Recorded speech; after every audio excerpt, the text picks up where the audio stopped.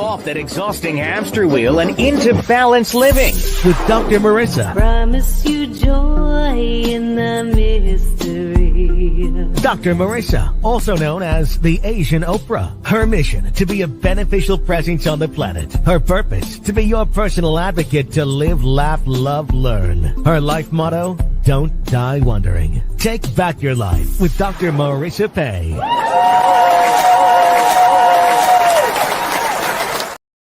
And welcome. You're tuned in to Take My Advice.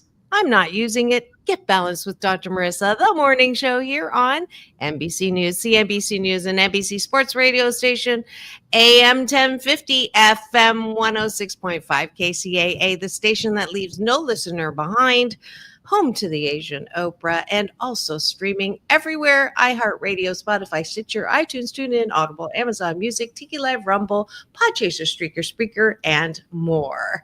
I am your hashtag positively opinionated host, Dr. Marissa, for the past 655 consecutive weeks, but who's counting? And this is a show about hope and happiness. So if you're tuned in, waiting for me to hit the headlines, it's not going to happen here, because you've got plenty of places to tune in where they're talking about mostly negative things that you end up saying, what is wrong with people?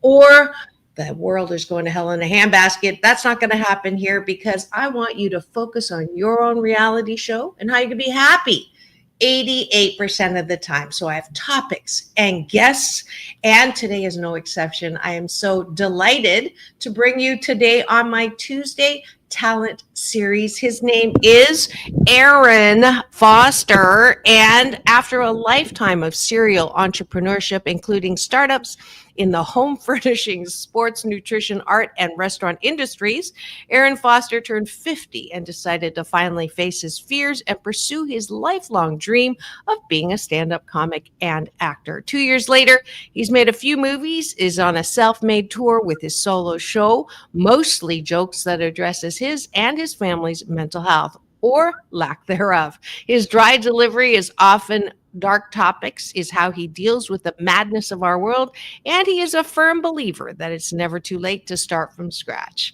Y'all know he's preaching to this choir. It's sure to be fun and a funny interview, so without further ado, please welcome to my studio, Aaron Foster.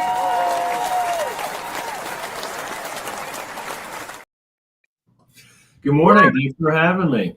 Absolutely. Welcome. And I made him uncomfortable right away in the green room, because I said, we start every show here with breakfast. I'm having breakfast with my guest today. That entails taking a bite of my gratitude sandwich. All that is the top of the bun, things we're grateful for outside of ourselves, and the bottom of the bun, things that we are grateful for inside of ourselves, or appreciation. And so you don't need to take your medication this morning. You are going to have a nice dose and prescription from Dr. Marissa called taking a bite of my gratitude sandwich. So I am grateful for, I'll give you an example. This morning, I am grateful for hot showers. As simple as that. I am grateful that it's the feeling of a hot shower is something that I truly enjoy. And I'm grateful that we live in a country where that is commonplace. So what are you grateful for? I am very grateful for my dog, who is sitting here at my feet chewing on a bone right now. He's the best thing in my life for sure. And I'm going to also say coffee. I'm grateful for coffee, even though I came to coffee very late in life, just only 4 or 5 years ago. And have since become the person I used to make fun of. I need my coffee. Perfect. Now we'll go to the bottom of the bun, and that is, what do you like about yourself? And the reason why I do this is, the great news is we're focusing more on mental health, and my guest today is going to be a great example of that and finding humor in it.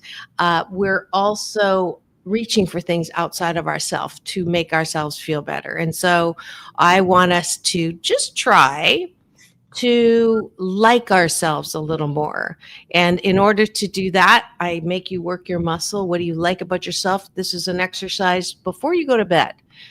Instead of thinking what I didn't get to, what I'm not good at, or who done me wrong, which is definitely going to lead you to not sleeping very well. I want you to exercise that muscle of what do I like about myself? And it's not easy. A lot of us grew up, I did, with don't toot your own horn. In fact, in the Chinese culture, I know you thought I was Swedish, Erin, but in the Chinese culture, it says the nail that stands up is hammered down. So I went through a lifetime of not feeling comfortable talking about or being up front on camera. As you can see, I got over it. But I really think that people are too focused walking around looking for likes, literally now. So I want you to work that muscle with me. What do you like about yourself? And I'll start. I like that I have no fear. I tried my first stand-up comedy right before seeing Erin in Hollywood. And shout out to the Oxford Imports, by the way, the beautiful venue. But I have no fear. And I tried it. I've been thinking about it. And I just got up on stage and I did it. And most of my life is kind of like that. So I appreciate that about myself. What do you like about yourself, Erin? You're really bringing out the big guns here from the start. This is a challenging question for me. I feel like you've been talking to my therapist. I see something that I really do struggle with quite a bit, and have a very strong negative voice in my head.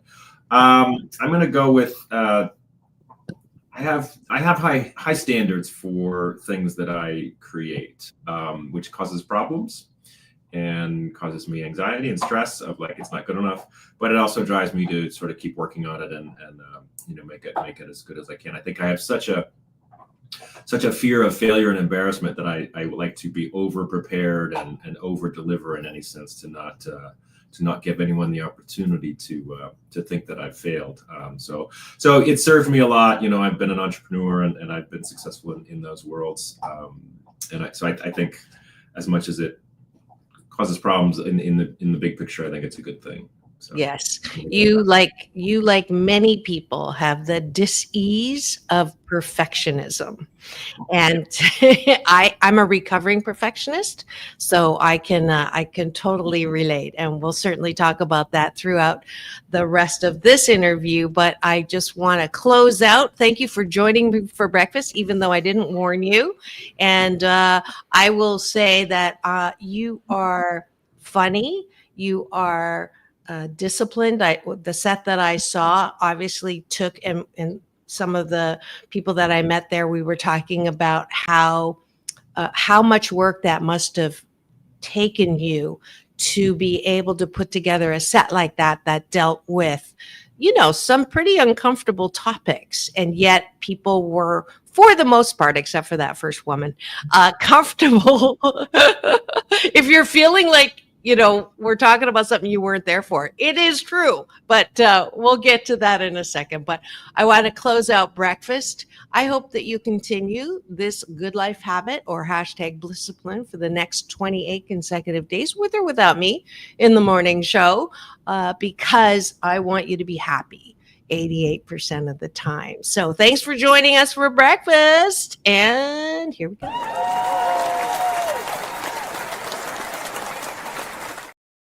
Because frankly, my dear, if you cannot approve of yourself, how the fork do you expect anybody else to? There's breakfast. You did that successfully. Thank you, Erin Foster.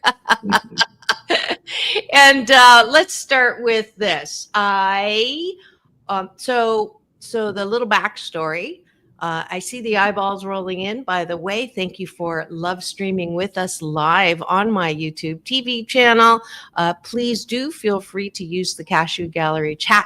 Any questions you may have or comments you may have, that I love to throw you up on the screen, and that's the beautiful capability of technology. But I'm going to ask you a question first, Erin, to sort of an entree somewhere. which Okay. is okay. Are you single? Because before I launch into, because I could I don't want to. I usually ask people before I don't do pre-interviews because I want to keep it fresh. I usually ask people, is there anything that we cannot talk about? And with Aaron, after listening to his set, there's pretty much nothing that we can't talk about. But I don't want to embarrass you or if you are dating someone, because I was going to call this our second date. Well, that's aggressive. I think that I put the moose on the table, by the way. If you'll get used to it. It's called it's my Canadian version of talking about the elephant in the room. see. Okay. So I'm very direct, as you noticed. I'm a fan of consent, so I didn't realize I had been asked on a second date here. I showed up unexpectedly. No, I'm just totally kidding. I'll go to the real question. The real question is, did you know as a kid that you would be doing and performing and acting and basically on the road as you are now? Did you know that as a kid? No, not at all. I certainly something that I thought I would like to do, but never could have imagined doing it because I was such a shy, quiet, introverted kid. I just could never imagine, being able to get on stage or do any of that kind of stuff. So I never took a drama class as much as I wanted to. I never did a high school play or nothing like that. I didn't get on stage for the first time. I was 33. I finally moved to LA.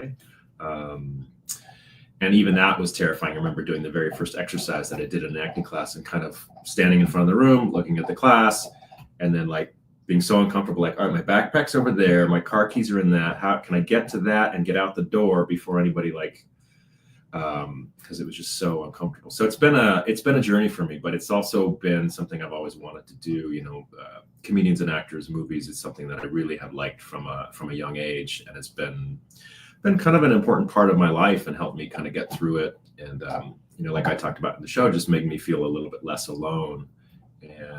But I didn't know that I would ever end up doing it. Yeah. Well, the stereotype is that most comedians have a dark side, and the more trauma or pain or discomfort that they've had in life, the better they are, because it makes for very good comedy.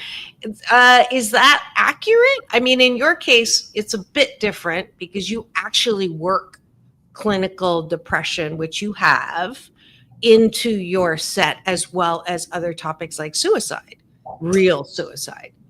Yeah. I don't know. I think that's probably a little bit of a overused cliche, although I think it's right probably 51 to 75% of the time. I don't think it's everybody, but I also think it's everybody in general. I think everybody's been through some stuff.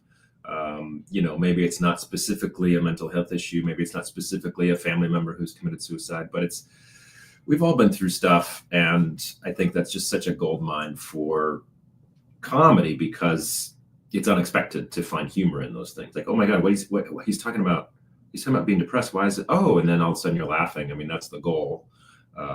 So I think it's right for that to be able to turn things of well, this is really dark. This is really dark. This is really dark. Oh, wow. Okay. Now it's really funny. Mm-hmm.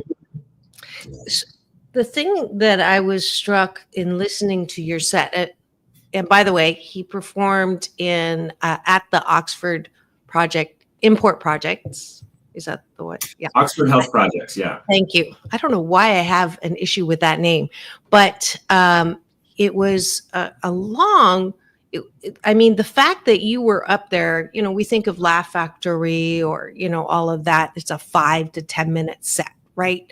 Yeah. You were on for over 60 minutes. 70. Yeah, that show ended up about 75 minutes, I think, something like that.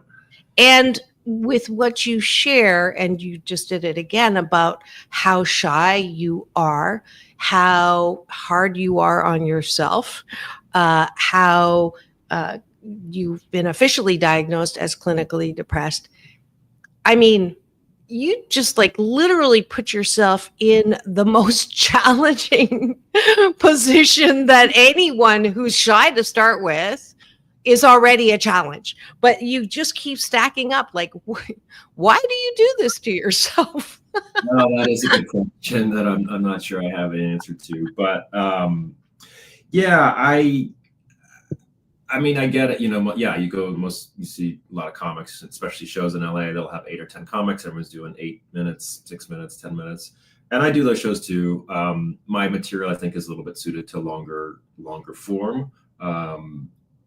And I also I'm 52. I don't have time to learn how to do this 5 minutes at a time. So I'm taking a little bit of a non-traditional route of booking my own theaters, finding my own spaces.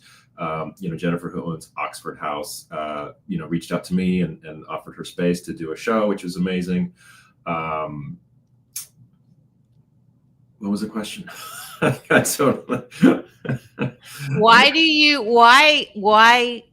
What drives you to do something that is so clearly a challenge, like to the nth degree challenge? I mean, it's inspirational. I mean, I'm not criticizing you at all. And this is why I asked you on the show is one, I wanted to get to know you. And this is our second date in my mind, because it's a funny story how this all happened. Yeah. But after you answer the question, then I'll tell them the story.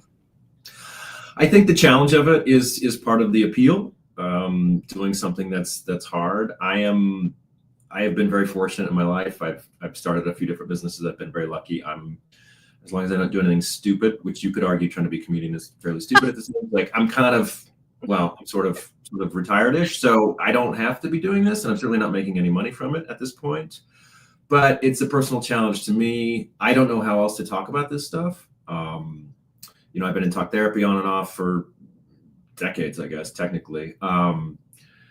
And not that doesn't help, but it sort of hasn't, I don't know. And the thing about doing it this way is that I'm kind of, to a certain extent, in control. I mean, certainly people can laugh or not laugh. I can't control that. People can heckle. It doesn't happen a lot to me yet, but here and there. Or somebody can approach me after the show and say they didn't like it, which did happen with one person the other night. But it's a way for me to talk about this stuff that I have control over. And I'm definitely a massive control freak in every aspect of my life. And, that's not a positive, but I'm trying to, work within those confines the best that I can. Yeah. I can control this thing. I know what I'm going to go out there and say. I'm relatively comfortable if people are sort of not on board. I've done it enough now that I know, okay, we kind of lose some people here. I know I can get them back with this joke at the end. And every audience is so different and every show is very different. But I think the challenge of it, and it's a way for me to express myself I don't think people would say wow, that doesn't seem like a safe way to express yourself, but it feels that way to me because I have the microphone and I know what I'm going to say. I don't do crowd work. I'm not interested in that. I don't care what the person in the front row does for work. After the show, I'd be happy to find out what you do for work. But it's a very controlled environment that Interesting. Well, a couple of things were good things for me if you're going to make it to a third date. But starving comedian is always starving actor, starving comedian when people tell me that they're in Hollywood. So let me back up here. Actually, let's take a quick break for news and weather and traffic. And when we come back, here's the true story of how we met. And I think it's a funny story. And we'll be back. Don't go away. This is Dr. Marissa and Take My Advice. I'm Not Using It. Get Balanced with me, with my very special Tuesday talent guest today, Aaron Foster. Don't go away. Chuck Woolery used to say we'll be back in 2 and 2. You know me. It's peace in, peace out. Don't go away. We'll be right back.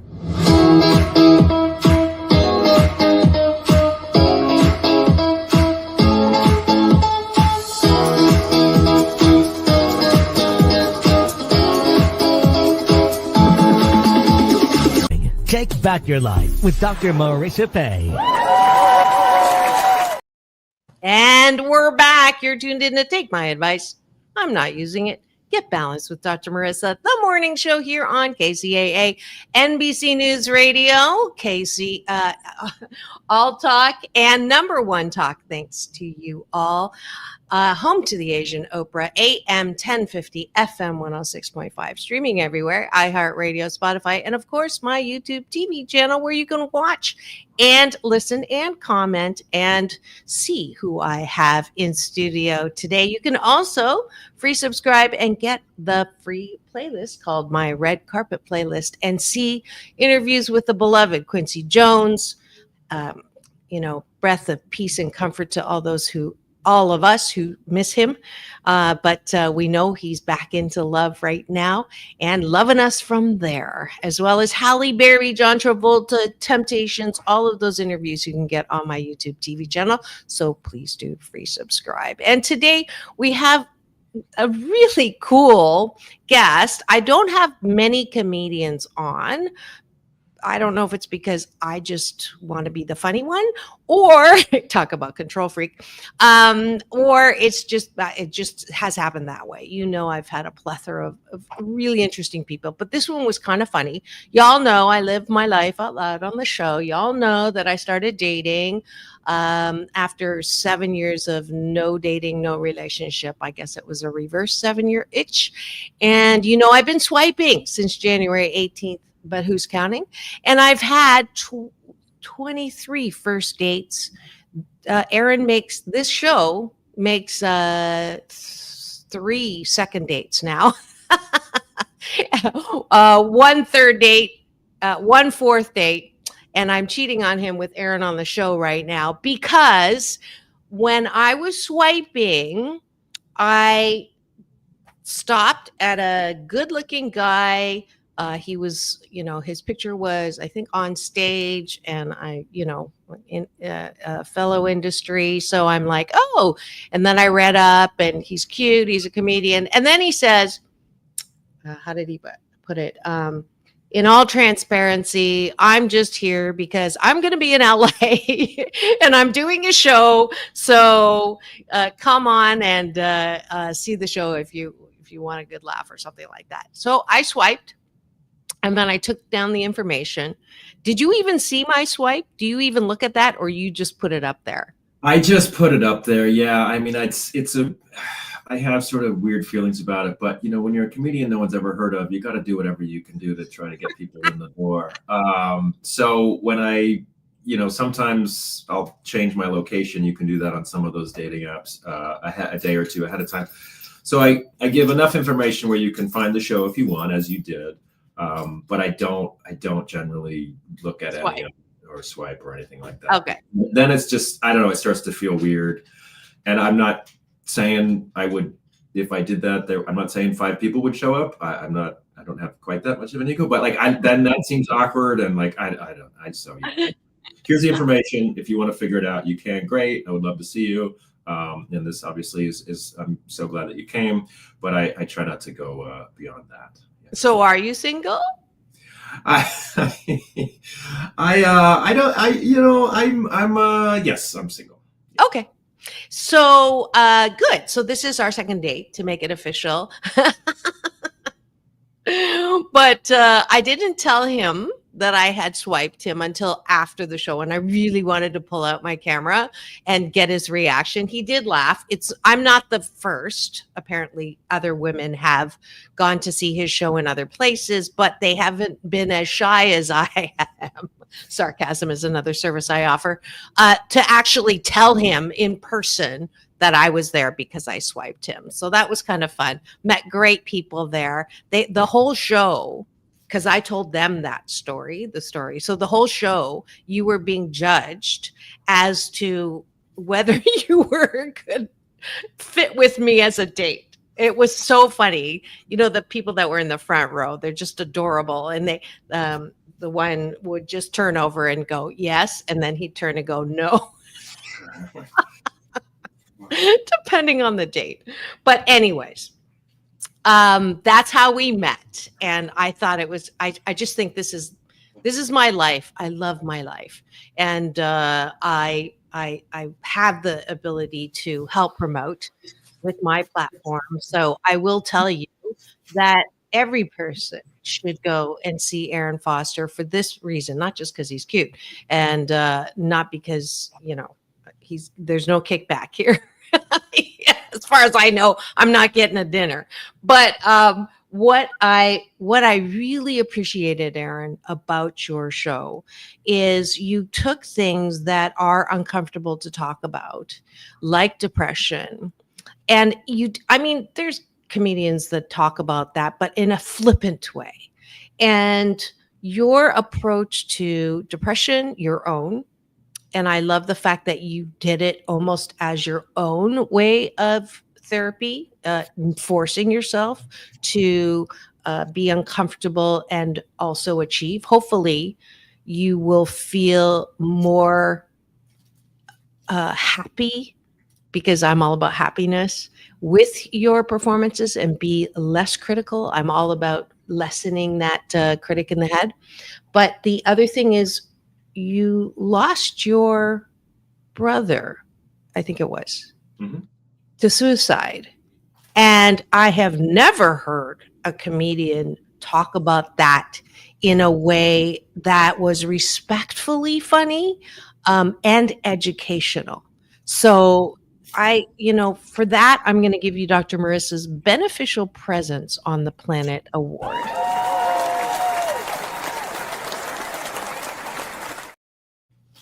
Well, thank you. You're welcome. I don't give all my guests that. Tell me how that all came about. That came about, I started writing about that almost 2 years ago in a writing group of other comics that I've worked with over the last couple of years of working on the show. And I didn't necessarily think I would ever do it on stage, but one of the things we do in our group is kind of like, what is the thing you don't want to write about? Let's write about that for a week or two and see what happens. And sometimes that's just an exercise of that's a dead end, or sometimes it's like, yeah, that's not probably going to make it on stage in a comedy club. And it certainly didn't go particularly well initially. My writing group, a bunch of comics, they love dark humor. They know me. They loved the first couple of jokes that I wrote about it. And then we sort of got to the end of the group and like, okay, we're going to do our show. And I ran through my set and I didn't have those jokes in there. They're like, oh my God, you got to do the joke. You got to do that vasectomy joke in particular. And I was like, I can't, I'm doing 6 minutes. I can't do that at 6 minutes at a comedy club on a Wednesday night. But they convinced me. And, 20% of the people in the room really liked it and nobody else did. So it took me a long time to get it to a place where it worked. It doesn't work with everybody. But now that's about a 10 or 12 minute chunk of my show that has kind of its own little arc, has a beginning, middle, and end, and it has a little bit of I don't know if a payoff is the right way to put it. But yeah, I struggle with those jokes sometimes in whether they're appropriate or respectful. And the thing that really convinced me when I was kind of at the point where I thought maybe I should just give up on trying to write jokes about this kind of thing. I posted a little chunk of it on a Reddit, a subreddit for stand-up comedy. And I kind of hovered my finger over the delete key. Like as soon as people start downvoting this and saying it's bad, I'm going to delete this because I can't handle that kind of criticism. And I don't know about viral, but it got a couple 100,000 views on Reddit. And it got a lot of really positive comments like, oh, my dad did this, my brother did this, and this is funny, and this is blah, blah, blah. So, and some not so positive comments as well, but largely outweighed by the positive feedback. And so that gave me a lot of confidence to keep going with it. Great. And it's great. Yeah, it's just a way that I found to be able to talk about it that some people find funny and some people find helpful, but not everybody. Although I haven't been really approached about that section of the show. I have been approached about a couple other sections of the show that people don't like, but comedy's subjective. It's not for everybody. Yes, and that is, how do I want to say this? So it's because I am now thinking, this is my newest pet "You Only Live Once, Don't Die Wondering" effort into this field, and it's a whole new world. And as a host producer for years and a motivational speaker who is funny, right? I'm told I'm funny. My husband told me every other day I was not funny. Best part of divorce is that I own my funny. And when I was at the Hollywood Comedy, it's so brutal to watch people try to be funny. Like there was 4 of us, and I just like stumbled into this kind of thing. And to work out new material, that's what I found out, that's the place people work out new material. And it is so subjective. Like, even if one person thinks it's hilarious, if 9 people think it's not hilarious, then it's almost too bad. You either have the wrong audience, right? Or so you're 20%. Well, that's the thing. Audience is, I know there's people out there that would really like my stuff. I've met some of them, but when nobody knows who you are and it's like, oh, a comedian, let's go see, and they don't know what they're getting into, they might be expecting, Nick Bargatze, they might be expecting, Taylor Tomlinson. Who knows? Everyone has their own favorites and whatnot. And I do something that's, probably somewhat niche and probably not for everybody. So I try to be upfront with what it is as much as I can. I will say 1 versus 9 is a lot better than 0 versus 10 in terms of having people on board. And I have had those moments in my show when I get into the really dark stuff where I'm like, okay, me and you, I'm going to talk to this person right here for the next few minutes, and then we'll deal with everyone else, because this person is on board, but nobody else seems to be. Usually it's not quite that extreme, but there's a huge difference between 1 person laughing and 0 people laughing. Yeah, you used me during the show because I thought you were just attracted to me, but I was the one person that was actually laughing at some of the things. So he like zoomed in on me, and the guy was like, he looked over and he's like, he likes you. I go, no, he's using me. Well, using is a accurate term. No, but yes, there was some jokes in there that you were sitting in the front, and there was some parts of it that you were very, very clearly enjoying. So that makes it easy to.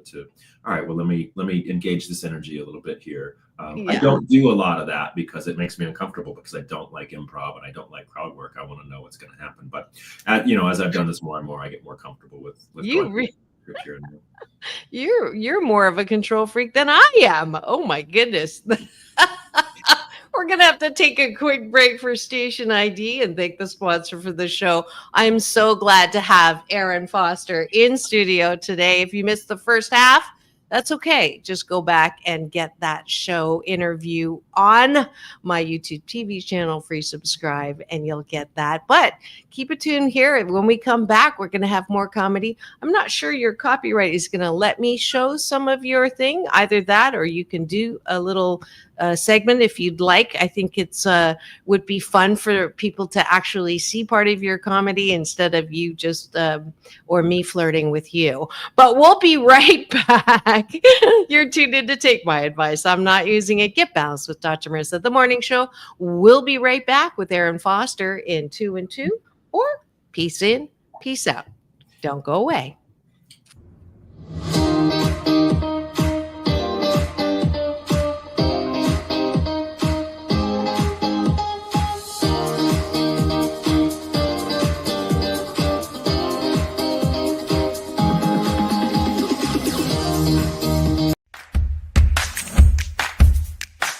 Well, she has been dubbed the Asian Oprah, and she just wants all of us to be happy.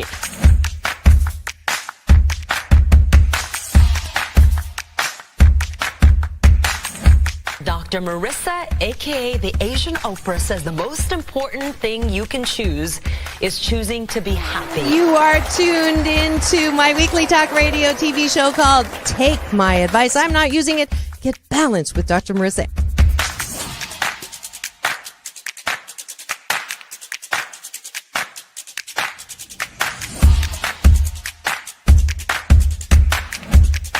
That's the idea for Dr. Marissa Pay's new book called 8 Ways to Be Happy. Many of us say, I am my own worst critic. Nobody's harder on me than I am. And my response to that is, stop it! Why are you doing that to yourself? You have to be your biggest fan, because if you can't at the end of the day say, I did a good job, who is? We don't have to constantly be angry at the things that are wrong. Why don't we choose to be happy about things that are right? We have the choice. That's our muscle. And life is so amazing if we can see it.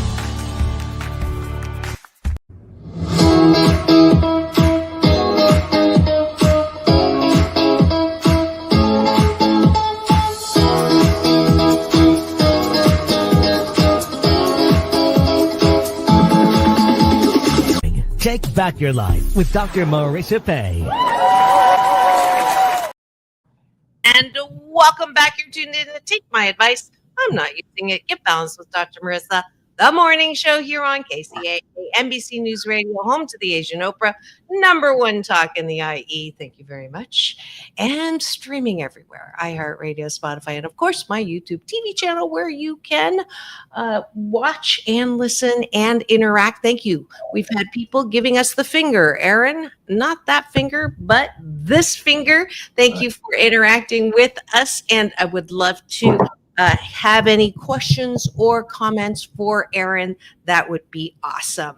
And your choice. Do you want me to show your YouTube promo that I cut and pasted yesterday, or do you want? That'd be great. Yeah. Yeah. Okay.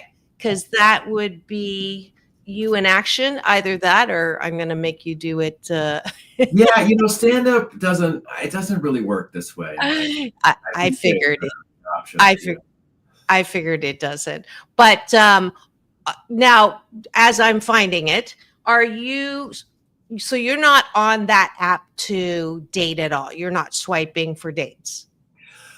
I don't think I'm cut out for dating at this point. I just, I talk about it at the show. I've tried. I'm not great at it. And I don't want to say I've given up. I always thought I was a romantic, and I'm not sure that's the case. I have such I really want people to like me. As soon as they like me, I'm like, why do you like me? I'm no good. So it's one of those things. It's very textbook.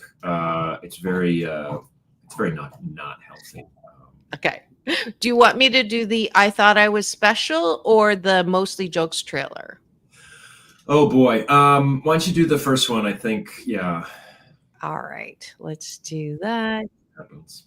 And I'm going to share the screen because this is one of the great things that I get to do. That was the original name of the show. I Thought I Was Special, which now is changed to Mostly Jokes, but we'll see. Well, I honestly, I like the I Thought I Was Special, but that's me. Here we go. Is it showing up? Yeah, I can see it. Okay. Here, but I feel like I should let you know. I don't really like, I guess the word is people. For those of you who missed it in the first joke, I will give you a little hint that I've recently been diagnosed with clinical depression.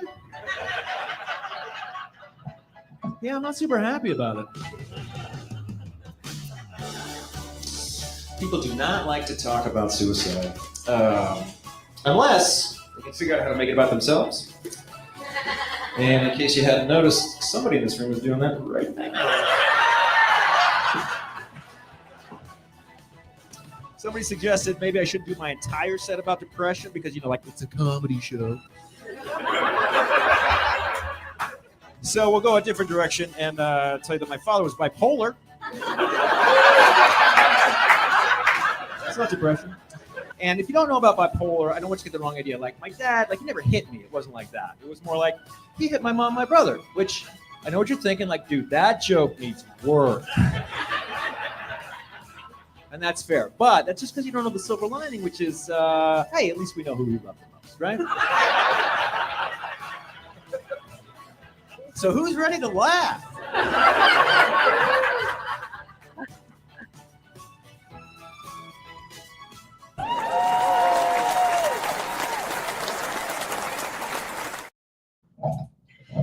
Well, that was a nice snippet of the humor of Aaron Foster.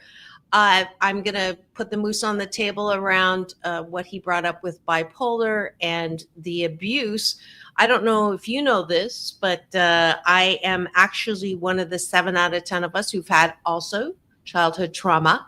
And so we share that. And the reason why I wrote 8 Ways to Happiness from Wherever You Are is because of that exact reason. I don't write it as a psychologist telling you how to be happy, but it is a self-help on steroids for those of us who've had trauma and working through the pain into the power that comes with this special treatment that we got.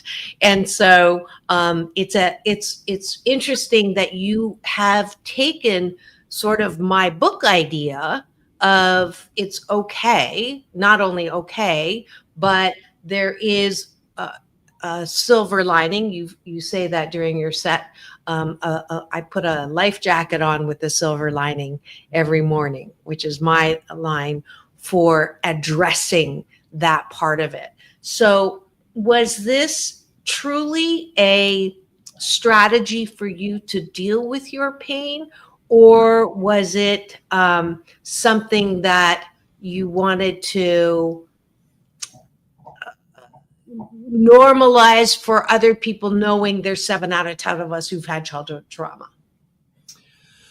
I don't think it was consciously a way for me to deal with it, but it has become that to an extent. And, comedy for me, the comics that I like are the ones who talk about very personal things and do it very honestly. I've had some people say like, oh, you do dark comedy like Anthony Jeselnik, which I don't. I like Anthony Jeselnik, brilliant joke writer. I would love to have 1/10 of his career, but his stuff is not honest, right? It's all just made up, extreme dark stories.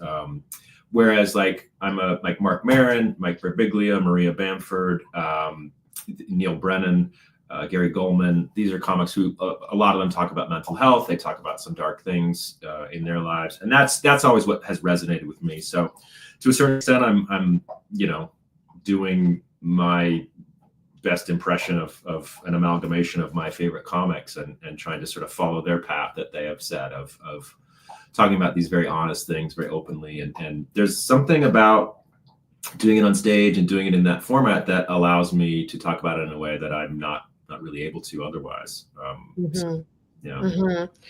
Yeah, it just really is a different genre of comedy. I mean, you don't, at least I don't. When I think I'm going to go to the Comedy Store, I'm not there to deal with the dark side of my life.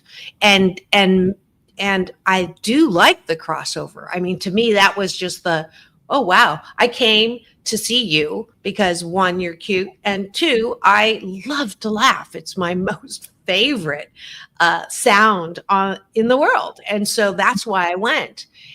But I love the way my life works, this whole synchronous, because I was playing with the idea of doing comedy.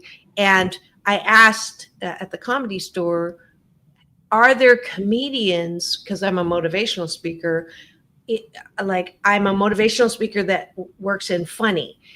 Are there comedians that work in motivational speaking or motivational, so that's kind of my thing. And your surprise to me ability to work in the reality and your own vulnerable, authentic, transparent dealing with all of these things was like, oh, well, then it is possible that comedy can be more than just comedy. Yeah, I'd like to think so. I mean, that's always the number one most important thing for me. I mean, I write from this standpoint of a stand-up, and I write thinking, that I want material that I can do in a 5 or 10 minute set at the Comedy Store or wherever. And then, as I was doing that over the last, almost 2 years, it was just a moment where I thought this is all kind of interlinked. I mean, it's all very autobiographical. I mean, not to, I'm not talking about, airplane food or politics or things like that. I'm just talking Dating. I'm talking about myself and my life. So but all that stuff is universal. I mean, we all have, regrets and made mistakes and wish things were different, and family members and jobs and, relationships and all this stuff. I mean, I think it's all fairly universal. And for some reason, they say it's such a cliche, but like the more personal it is, the more universal it becomes. And I don't quite understand how that works, but it does seem to be the case. Mm-hmm. Mm-hmm. What do you think makes a successful comedian? Like, what is that formula? Well, everybody in the industry tells me it's social media followers, which is exhausting to hear and frustrating, and probably mostly because that's true. Economically, business-wise, that's the most important thing, and so it's challenging, right? When that, like, when you submit to a club or even like a comedy festival or something, like how many social media followers do you have? Like they'll ask you, or they'll look, and it's like, which I get it. They got to sell tickets, they got to sell drinks. I understand the business model. Successful comedian. You just have to. It's just practice. It's not practice, but you just. You got to get your 10,000 hours. You got to, just doing the show and doing the same thing over and over. It changes a little bit every night. I think it gets a little different every night. Oh, I found a little moment there. That joke that used to be 12 words is now 2 words. This joke that used to be 2 sentences now just a glance. Or I found extra things and things like that. I think it's just, you just have to put in the time, and hopefully you have you have to have a unique perspective, but it also has to translate to other people's lives. You want people, I think, the best premises are ones where people go, oh, that's so true. I never thought of it that way. I think that's the best place to start. Interesting. Because that's what my goal is in motivational speaking, right? That educational component, I never thought of it that way, which is the expansion. Yeah. Looking at things from a different perspective. It's in my show. I talk about, like you said, I talk about silver linings of depression, is that, it can sometimes be a pretty effective pickup line, because some women really like a project. And that's a joke, but it's funny because there's some level of truth in it. So much truth. Not here. Where, it's like, oh, I can fix him, or, whatever it is, or I can fix her. Like it goes both ways. It's the potential you get, and that's a joke that usually does well, but sometimes there'll be 1 or 2 or 3 people in the audience that it does really well with, because they're like, yeah, I've done that. Yeah. Or I know someone who does that as a regular hobby. The joke in the clip that you played of, like, how do you make it funny that your father was physically abusive to your mother and your brother? Well, at least we know who he loved the most, right? That's pretty dark, and sometimes that lands in a really big way, and sometimes it makes people uncomfortable. Well, you definitely, it's like, I felt like you warmed me up, you got me laughing, and then you hit me with something dark. And then it was just like, but I could take it, because I was already, so I felt like I was being like kneaded like dough. All right. Well, yeah, the structure of the show is certainly very conscious, and I don't open. I don't get to suicide till about 45 or 50 minutes into the show. Opening with that it's not a great way to go. Yeah. Although I have considered it, just let's come out swinging, but I haven't been brave enough to try that yet. Yeah. And for those of you just tuned in and wondering what's going on in studio today, I have comedian and actor Aaron Foster on a second date with me on the air, on camera, because, hey, you don't die wondering. Seriously, though, folks, if you can catch any of his sets live, I would highly encourage it. It'll make you laugh and make you think as well, which is something that is a little more long-lasting than the usual Comedy Store encounter.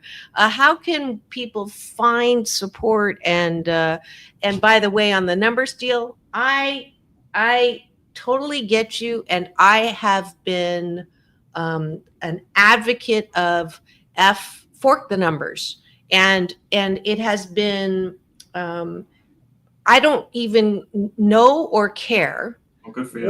what that has done, in the sense that I am, Kevin Costner, Field of Dreams. If you build it, they will come. And I'm not for everybody, and everybody's not for me, and as well. And there's more than enough people who are going to enjoy you for who you are. And so, also, every single person I know who has numbers has bought numbers, and I refuse to buy numbers. Yeah. So just so not all of us, but it's a crying shame that is the level of whatever. And when publicists say, if I say, do they want to come on the show, and they ask me for my numbers, I say, thank you very much, I'm not interested in having them. Yeah. So, there are a few of us who are still stalwart for better, for worse. But how do people find you and get on your mailing list? Sure. You can go to my website, which is just aaronfoster.com, or you can also go to the same place, just mostlyjokes.com. And I have a couple dates, not a ton coming up. I sort of, I kind of right in the position where I'm going to start rebooking some, or finding some, booking some new cities and stuff like that. And also, if you look up my stuff and like it, and you know of whether it's a comedy club or a wine bar or a venue or your house, you have 25 or 30 friends. Like I'm at a position where I'm open to performing just about anywhere. That's my artwork. An artist. I love it. You are definitely that part we match at, which is one of the biggest BS bullshit talkies in life is you can only do one thing. Right. And it's just the worst thing that people, in poetry too. Good for you. That is a poetry book. That is a book of poems that my brother wrote.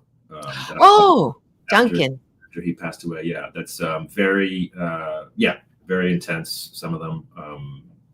But that's available for, I think it's $10, I think. And, but yeah, that was something that I did, mostly for friends and family. But a nice thing to just available. We sell a few here and there. So it's nice to get his work out into the world, and then the stand-up. Awesome. And then you are on social, Instagram. It's Aaron Foster something, right? Aaron Charles Foster on Instagram. Yeah. Okay. Which is where I'm most active. Great. Final word. We're up against the end of the show. Do you have anything to add that I have not covered with you? Oh boy. I don't know. I think just that's a good question. I think it's I don't know. I don't know. Don't judge. Don't judge. Just say it. Say it before judging.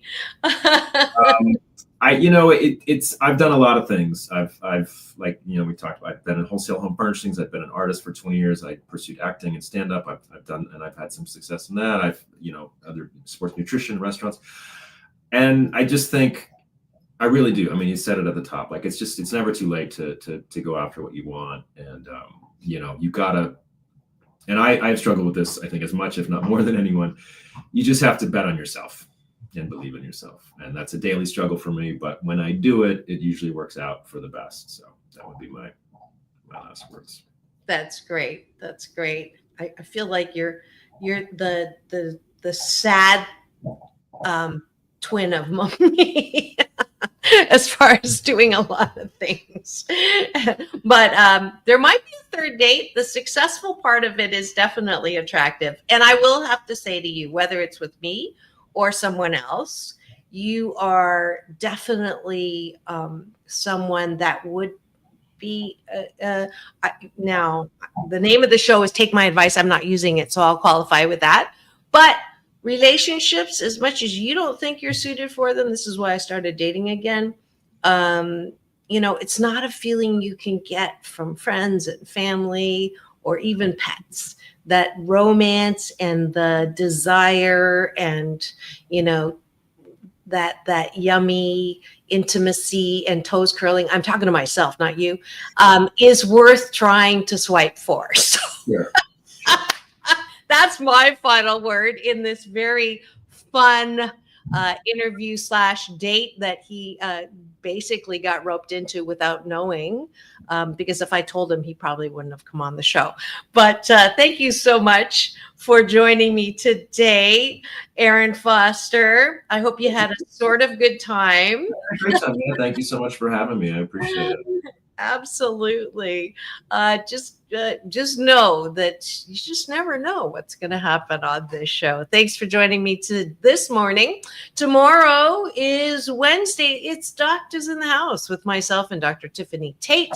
I don't know what our topic is tomorrow, but it's always very fun and very illuminating. We'll probably be taking some quiz. If you missed last week's show, if you're a good friend or not, go get that on the YouTube channel. Thursday is Straight Talk with myself and James Hawthorne, who is not straight, but we do talk about all things dating and relationships. I'm sure I'll be talking about Aaron on the show on Thursday. And then Friday, the Hollywood Rebel Report. Always trying to bring you co-hosts and topics to keep you claiming your birthright to be happy 88% of the time. This is Dr. Marissa reporting live from my living room with Aaron Foster.